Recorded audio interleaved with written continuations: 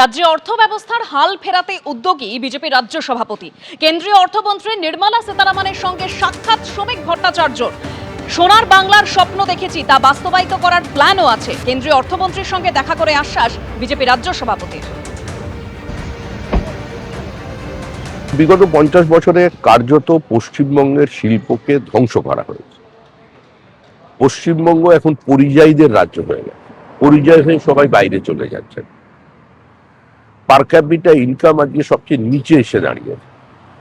এই অবস্থা থেকে আমাদের বেরিয়ে আসতে হবে। আমাদের মহারাষ্ট্র, কর্ণাটক, তামিলনাড়ুর সঙ্গে একই পঙ্ক্তিতে দাঁড়াতে হবে। প্রধানমন্ত্রী সোনার বাংলা তৈরির কথা বলেছেন। সোনার বাংলা আমরা তৈরি করব। আমাদের স্বপ্ন আছে এবং স্বপ্নকে বাস্তবায়িত করবার জন্য নির্দিষ্ট কর্মসূচি আছে, প্ল্যান আছে। নির্মলাজি পশ্চিমবঙ্গ এই অর্থনৈতিক অবস্থা থেকে কি করে তার উত্তরণের পথ দেখাতে পারেন সে সম্পর্কে তিনি অভিহিত আছেন এবং তিনি বিশ্বাস করেন এই অবস্থা থেকে বেরিয়ে আসা সম্ভব। বাংলার শ্রীহীন অবস্থা থেকে রাজ্যকে বার করে আনা সম্ভব।